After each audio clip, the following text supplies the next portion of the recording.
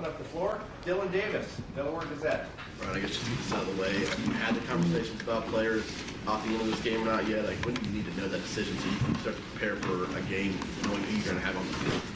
Yeah, we have a team meeting tonight. We're going to go through the schedule, and I think our guys, are excited to play in the game.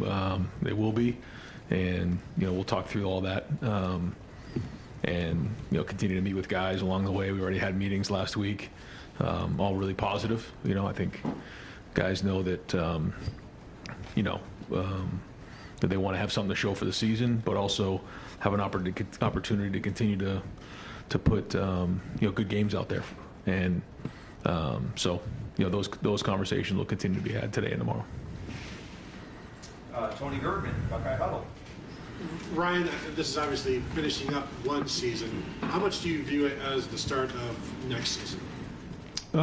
Yeah, a little bit of both. I think we had the situation a couple years ago in the Rose Bowl, and it did build some momentum into the next year. We always want to be playing for a championship this time of year, but we're going to finish things and do things the right way. And like you said, bowl practice is an opportunity for some of the younger guys to get out there and almost like a spring practice to continue to develop some of those guys. And we'll finish this thing the right way. And I'm fine with two questions, folks. Next door, Matt Murphy, 24/7 Sports. Ryan, just initial reactions, obviously wanting to get in the CFP, but facing Missouri, I know you haven't had time to really look into the matchup yet, but what's kind of your initial take from the announcement? First off, Coach Drinkowitz is a very good coach, somebody that I've had communication with over the years. I think he does a really good job. I think they've had a really good season. I've actually followed them some this year because I know him and have a lot of respect for him. So it should be a good matchup. They're a good team. He's done a really good job putting that roster together. And the Cotton Bowl is a very good bowl. We were there in 2017, and they do a great job. The hospitality is excellent there. I think our guys will enjoy the week down in Dallas. We know we have a good opponent and a great venue. What is the connection with you and Coach Drinkowitz? No, just two coaches who got to know each other from being coaches and being young coaches, and just over the years have just kind of got to know each other a little bit and encourage each other from afar. So I think there's mutual respect there. Stephen Means, Cleveland.com. Right, last year, obviously, you were waiting to see if you could still potentially get into the college football playoff, even with the loss to Michigan. You already mentioned this is a little similar to 2021, but you had a young team, then so you had maybe a little bit more optimism about how you could use that Rose Bowl. What has been the last week in this building, and how do you approach a game when there's a good chance that regardless of who plays, who doesn't, there might be a significant reset in what the roster looks like going forward? Well, I think a lot of our guys, were certainly disappointed last week, and we did have a practice last week. We got together, we had a team meeting, and we knew that there was going to be a new target this weekend. We weren't sure what it was going to be, and there's a lot of prideful guys on our team, and so they're going to use this opportunity to either finish things out the right way or build momentum for next year. Joey Kaufman, Focus Dispatch. Ryan, Jim was connected with the Duke head coach and John Boswell. I know you probably won't comment on searches, but just what's your expectation with him and just being in his current role going forward, obviously? Yeah, no, he communicated with me that they had reached out, and so I know he was still in the mix there and having communications, and we'll kind of deal with it. But that's part of this time of year with job searches, and I'm sure our guys are going to continually be sought after. We have a really good staff, and Jim's a great coach, and he'll continue to have opportunities, but I know he's very happy here at Ohio State as well. You said lines of communication are open. How do you sell his current job? Do you make a hard pitch? Like, how do you I guess, communicate with Jim about that? Just those are kind of private conversations, but we talk through things, and I always want to make sure that guys are being loyal to the program, but at the same time also have opportunities for their families. So it's not something as the head coach, you love to deal with, but at the same time, it's part of the job. Austin Ward, podcast. Ryan, do you anticipate making any changes on your own to the staff? And what would the timeline be for that? Yeah, I mean, every year we're going to look at that, and whether it's guys having opportunities to go other places or, changing things up, we always got to look at that. But I don't have any updates right now or anything like that going on. But that's something we always do. We evaluate it every year. Would there be any urgency to be able to make those moves now? You're not in the playoff, and they could, like a coach maybe could go on the road. I mean, this seems like it's different than maybe other years to weigh that out and what you need to do now. Yeah. It is. We're at a different time right now, so we'll take that into consideration. But nothing to update right now. Was the 500th question of this fall's press conferences, just FYI. Dan Hope, 11 Warriors. Ryan, with this not being a playoff game, do you look at trying to get some of your less experienced players more reps in this game, or do you just look at it as putting up the best possible lineup to win? Yeah, we want to win the game. Certainly the reps in practice leading up to the game, will be spread around pretty good, but when it comes to playing the game, we're going to win the game, and that's the number one thing. And again, Cotton Bowl is a great bowl, and we have a really good opponent, so we're going to put the best guys out there to win the game. Specific to the quarterback position, do you go into this bowl game with Kyle's our guy, or do you give Devin and Lincoln a chance to push him in bowl practices? Yeah, all things that we'll look at, and it's not just in that position; it's all positions. Trying to figure out. It'll be good too, just to get out there and have these guys practicing and working, because there's a couple different phases to the bowl practice. You kind of have your fundamental period, then you have your game planning, and then you have your practicing at the bowl site. And there'll be several practices to kind of get evaluations. We'll be competitive early on and going against each other, and we'll keep looking at it. And ultimately, it's going to be who gives you the best chance to win a game. But like you said, some of the young guys, at certain positions will have an opportunity based on how they practice in the bowl practices. Brendan Gulick, Buckeyes Now on SI. Ryan, there was a 14-0 team, conference champion, left out, and I think there's a lot of people around the country that are a little worked up about that. As a head coach who prioritizes win at all costs, to know that ultimately wasn't enough to get a team in the playoff, how does that sit with you? I just coming off of our game that we didn't finish it out the right way, then that's what I've been focused on. I haven't really got too much involved with it. I've always felt like a conference champ deserves to be in the Final Four, but I guess this is the last year of that. But I'm probably not going to get into all that right now. Just got my team to worry about. And as you consider future non-conference games, do you think that it is still an incentive to play major teams like, for example, this year Notre Dame, or the games you have on the schedule against Alabama and Texas and Georgia? Do you think there is still incentive to schedule those kinds of games given the changes in college football? Yeah, I think now that you have a 12-team playoff, for sure it does. I think that's probably the biggest change.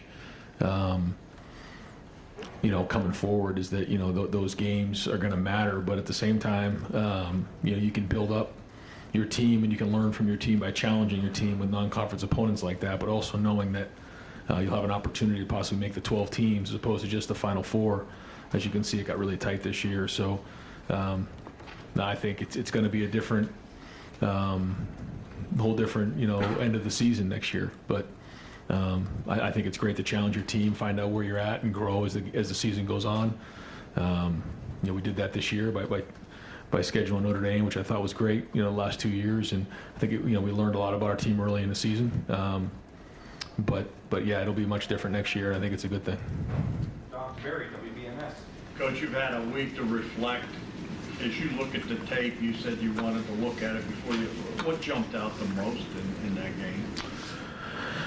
Well, not that it's anything surprising. We know this. We talked about it last year, that it can come down to a couple plays and down to the last possession or two, and extremely frustrating for everybody to not finish it the way that we wanted to, and it just a couple things here and there, and you're on the losing side of the game, and I think that's the biggest thing. And there's certainly things that we look back on over and over again, and if it goes another way, we get it done at the end of the game, we get off the field, or we finish off a couple. We had the 3 and out, and then we didn't finish the last drive. I mean, it came down to the last possession, and to not get it done, it certainly leaves a mark, and it's not something you just get over, because as we know, that's number one goal year in and year out. So yeah, I mean, that's probably the biggest thing that jumps off the film. To come that close, do you welcome this? If this was next year, you guys would be in the playoffs. Are you a guy that's welcoming the extension? I mean, it is what it is. It's not for me to decide. It's already been decided. So it's not going to change the game at the end of the season. That's still the number one thing we got to get done, and that'll be our focus again this year. Kellyanne Stitz, WSYX. Coach, how have you seen Kyle McCord handle that loss and now move forward on to the next one?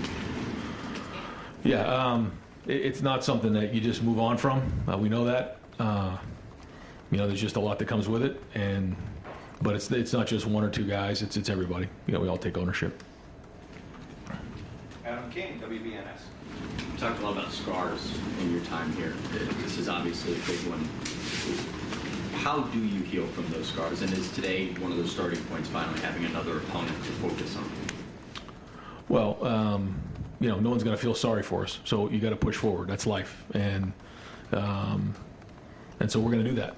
We're going to do that. There's always a lot of life lessons, and this is another great one for our guys to learn. About how you handle yourself during adversity. You learn a lot about the guys that are around you. And, as a dad, as a husband, as a brother, as a teammate, you have to handle yourself the right way and move forward. Not that it's easy. We're not just going to move on like it's, just another game. It's not. But, the world's not stopping for us, so we got to keep moving, and that's what we're going to do. Trying to balance a bowl game, trying to balance recruiting, and now the world with the transfer portal as well. How does that work for you throughout the next month, looking at what's out there already in the country? Yeah, it's a very unique time in college football. If you think about December right now, just of all those things that are coming and going, and the decisions that these players have to make, the decisions coaches have to make, the decisions that are made on who's making the playoff. I mean, there's just so much going on, and then you have, like you said, the portal, and so yeah, there's a lot going on. There's high school recruiting, and so rosters move a lot year in and year out, much more than they ever have before, and so we're certainly busy working on that. Spencer Holbrook, Letterman Row. Yeah, right, with the transfer portal opening this week, you guys seem to be a little bit more aggressive in that area last year. Is that something that you guys expect to continue? And did you like the way that you guys attacked the portal a little bit differently last year? Yeah, it's inevitable. I think early on it was, you use it when you need to, but the way things are now, I just think, year in and year out, the majority of teams are going to see turnover. We'll have guys enter the portal. There'll be a lot of guys in the portal starting tomorrow. And, so you have to construct your roster on a yearly basis, and that's what we're going to do. And so it's no longer, one of those things, are you going to use the portal or not? That's part of college football. But we are going to make sure that we're doing a great job of identifying the right people that fit the program, because there's a lot of pride in that locker room. You talked about guys that are going to enter the portal. You've said a couple times that everything that you put into a guy, you get back. Yeah. Has it just become a little more, I don't know, like, are you a little more numb to when guys leave now than you were 3 or 4 years ago? Yeah. Yeah, I would say so. I would say 3 or 4 years ago, someone enters the portal, you're like, what's going on? Now, I think maybe somebody said there was 400 some odd in the portal, I guess, on day one. Is that what it was? And this year it'll be even more. And so these guys have an opportunity to go out and see what their options are on a yearly basis. And so that's what it is. And so we'll adapt with it. But yeah, it's much different even than it was a year or two ago, I would say. Cameron T. Robinson, The Athletic. Right, kind of off that, you mentioned how much rosters change as a coaching staff, even as for the recruiting department, how often do you guys have to talk about roster construction plans, knowing how fluid things are now? Yeah, all the time. And you have different. It's cyclical. You have this run, then you have the post spring practice kind of cycle there into the summer, and it's usually how it goes. And then you have obviously the recruiting of the high school players. So there's a couple different spots in the calendar where you're really working on that. You have National Signing Day. So yeah, it's something we were working on a daily basis.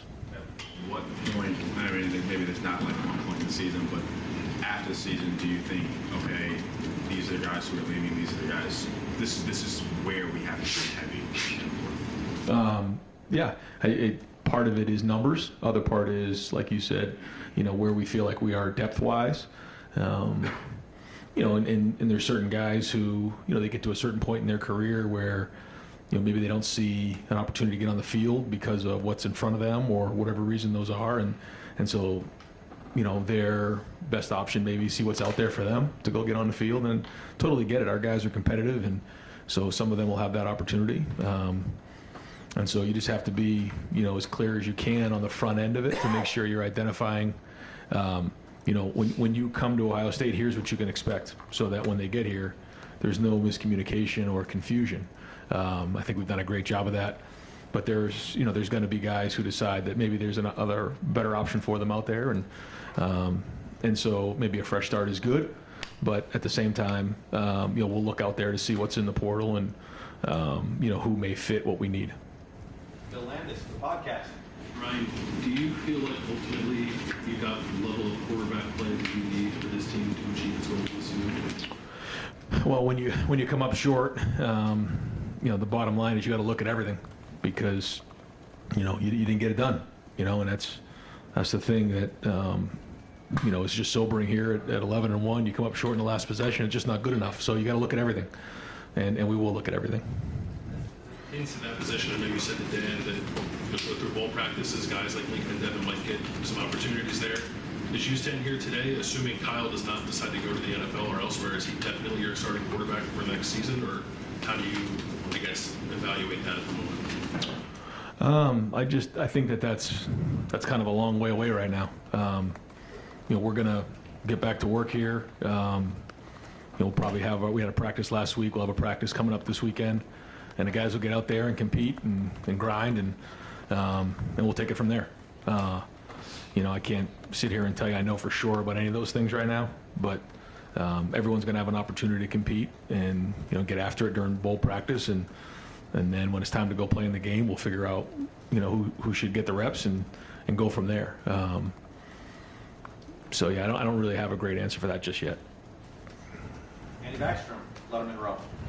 You mentioned 2021 being a similar situation with the Rose Bowl. What did you like about your approach to that that postseason, and what did you maybe not like about it, and how would you approach this time? Say that one more time. How do you look at the 2021 postseason approaching the Rose Bowl, so much of a similar situation? What did you like about that approach, and what would you maybe do differently? Oh, okay, yeah, in the 21 year.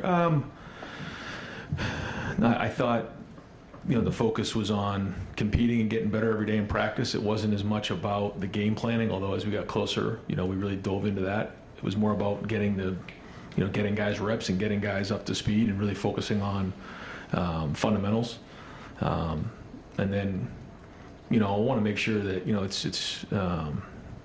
it's been a rough week here, and I want to make sure that when we go in the bowl, these guys are, they're going to at least enjoy the fact that, they're going to be in Dallas, it's Christmas and those type of things. So, I want to do everything we can. The Cotton Bowl does a great job to make sure that, they're enjoying the experience too. I think we did a good job of that in the Rose Bowl.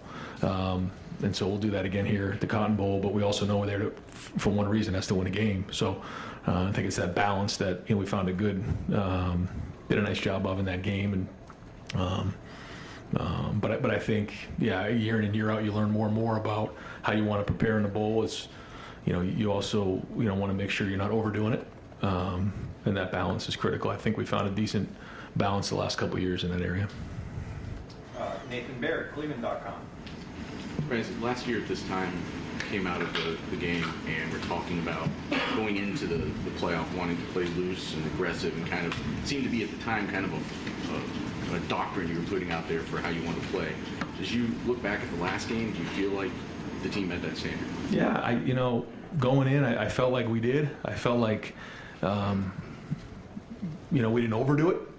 Certainly, everyone knows that it comes down to one game every year, and we live it 365 days in this building. So I think sometimes you can overdo it. I don't think we did that. And so yeah, you look at everything you do, and certainly you look back on everything you do and try to figure out where it didn't work. So we'll do it again this year and keep swinging at it.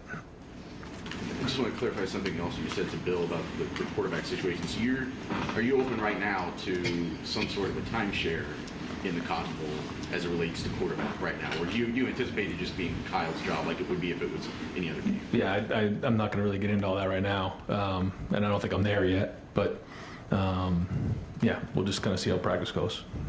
Steve Helping, 24/7 Sports. Yeah, Coach, I'm curious, mental health's one of your big initiatives, obviously, and I don't know whether any other way to put this, but Kyle was one of the most vilified people around after that game by a lot of people. Talk radio, message boards, social media, etc. Have you guys had internal discussions with him? He seems like a pretty solid, strong kid, but internally you never know how somebody's going to deal with that, and people lose perspective. What have you done maybe to counsel him and help him through that? Yeah, well, you try to build up the best you can early on, and build up that armor ahead of time, and then obviously follow back up with it to see how things are going, which all happened. But yeah, not sitting here saying it's easy. It's not. There's a lot that comes with it, and just because you identify that early on doesn't make it easy. So we got a lot of people who care about him around here. Transfer portal, social media has already released 4 or 5 different guys off your team. Evan Pryor, I guess, just within the last hour posted he's leaving. Just your thoughts about the guys who are already kind of put in there, and without identifying 1 or 2 of them, are there some guys who have put in that you're going to work really hard to make sure that maybe they consider staying? I don't know. What's your thought about that? Yeah. Well, certainly there's going to be conversations with a bunch of the guys. That's just kind of the way it is right now in college football. But yeah, we're gonna try to do everything we can to have the best roster year in and year out. But knowing that for some guys, there may be better options out there for them. And so part of it is that's the case for some players. Other situations, you're trying to I guess, quote unquote, recruit your own roster, and that's part of it, to make sure they understand what their vision is and what our vision is for them in the next calendar year. So, all part of the process right now. Bill Rabinowitz, Columbus Dispatch. Yeah, I'm kind of struck by the fact you're pretty non-committal about the quarterback position right now. Kyle obviously had a very high bar to get to because the 3 predecessors, the Heisman Trophy finalists. Were you generally happy with how he played this year? Do you feel like he's the guy who can take you to a championship? I think there was a lot of really good things this year. I think, started off at the beginning of the year, and you could see some of the good things that were going on. And I think as time went on, Kyle got better as the season went on. He had a little bit of those ankle injuries that he worked through. He showed toughness there. Certainly the Notre Dame game, he played really well down the stretch. So I think there was growth there for sure, and I think he's a good quarterback. I do. So, you just after every year you kind of evaluate everything and try to figure out what to do next. But I think there was a lot of progress made this year. And in terms of, you're the coach. You get to take even more heat. Losing the mission 3 times in a row, obviously you're going to get. How much attention have you paid to that? How have you personally coped with this? Well, it's not easy. Obviously, we know what the expectation is, and so when you don't get it done, it hurts, and we all know what it means to so many people. But nobody's hurt more than the people in this building, and ultimately it comes back on me. So I understand that and own it, so we're just going to work like hell to get the thing fixed. Doug Lane-Maurice, Kings of Columbus. When you were asked about, like, a year from now, in this exact situation, you'll be in the playoff, in the 12-team playoff, and your answer was sort of like, we still need to beat Michigan, right? Last year you lose to Michigan, but your dreams, your big picture dreams are still alive. This year they're not alive. Going forward, they probably will be alive. Like, how does the Michigan game fit into what the future of Ohio State football is in a 12-team playoff role? I was just struck by the idea that you were asked about the 12-team playoff, and you kind of said we need to beat Michigan. Yeah, that's it. I just believe in that, and we haven't got it done in the last few years, so it hurts, but ultimately that's it. Like, when you get up in the morning, if you're not thinking about winning that game, then you probably don't deserve to be in the program, and so we have to continue to work on that and get it done. And then once we accomplish that, then we'll go on from there. You talked about when you have this situation, you evaluate everything, right? How do you think you coached in the Michigan game? Probably different than I did the year before. I think if you talk to the guys, I think we had a really good plan leading up to the game. I think the week was really good vibe around the team. You look back on a couple of decisions you make and you say, well, for instance, at the end of the first half, if we make the field goal, you probably feel better about that decision. 4th and 2, 30 seconds to go. Maybe if, we get a couple more first downs, a shorter field goal, or maybe even have a chance to, score a touchdown there. But I felt like at the time it was a good decision. And I think if we make the field goal, it's a better decision. But when you don't, you come up short. Certainly, you second guess all those things. So, I think our guys were prepared, and I think we had a good vibe going in that week. I think our guys were locked in. They knew how important the game was. Certainly, just you live it all year round. But when you don't get it done, you got to do a better job. So I think that's probably a long way of saying ultimately we didn't get it done. And just to follow up on that, the 4th and 2, you want to be aggressive. Is that a fair generalization of how you want to coach and you want your team to play? I think knowing that, I think a lot of us were struck by that you didn't go for it on 4th and 2. You just brought it up. Yeah. Do you wish you would have gone for it? Do you think you should have? Well, since we missed the field goal, yeah. I mean, you guys don't. It's a 52-yard field goal. You don't make a ton of 50-yarders. I felt like we had the wind, and he was kicking pretty good, and he had plenty of leg. But yeah, we missed it. So ultimately, we probably need to, get a couple more first downs and add to the field goal there. Yeah. And I don't mean to belabor the point, but I think it's so sort of like important for the history of this game that, again, even like Nathan mentioned, of like you've talked about, like you want to let it rip a little bit, right? It just felt like that was maybe like a let it rip. I guess, but with 30 seconds left, I felt like, it wasn't like we had a bunch of time to go score a touchdown there in my mind. I felt like, 4th and 2, maybe add to the field goal. Maybe there's enough time to throw in the end zone, but at that time coming out of the first half, I just felt like, all right, if we can get 3 points here, that'd be a heck of a thing, 4th and 2, not 4th and 1. But yeah, you're right, it didn't work. So, ultimately, you get second guessed on all those things, and yeah. And finally, Tim May Show. Yeah, you almost sound like some of the fans afterwards. If you'd known this was going to happen, you would have done this, right? I mean, that's inevitable, right? And yeah, I mean, if you, it's a great call when it works. Yeah. And when you don't, but that's part of it, and that's what you got to own as a coach. How long does that stick with you, though, Ryan? Have you spent all week waking up early, going to bed late? I mean, what has that been like for you? The vitriol from the fans, et cetera. But what's it been like for you? Yeah, that's not so much what keeps me up. It's just the players and the opportunity.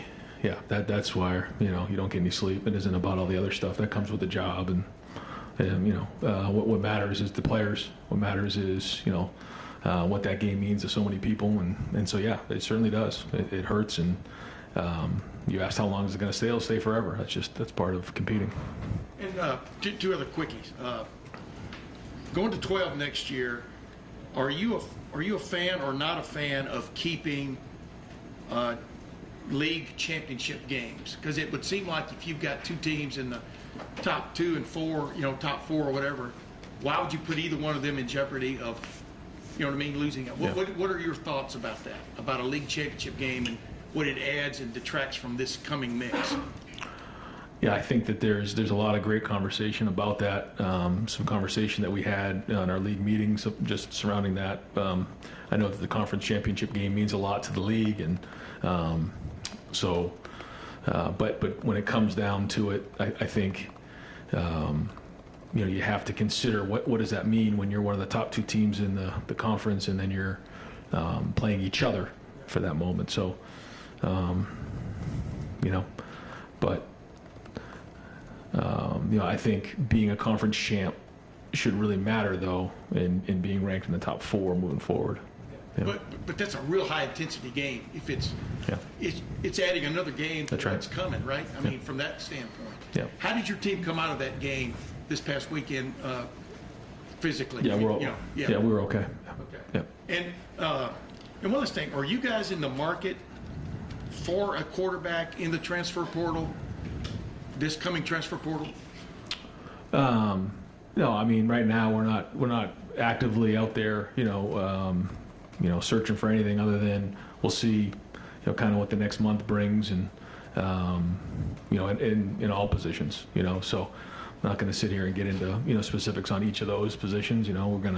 We like the guys that we have at a bunch of positions, but we're going to make sure that whether it's numbers or depth, that we have the right guys in the right spots, sort of like we did last year. But I just think there'll be more movement this year probably than there has been in the past. Just like seems like every year that's happening more and more. So we'll adapt accordingly. Thank you. Coach, thank you very much. All right, guys, thanks.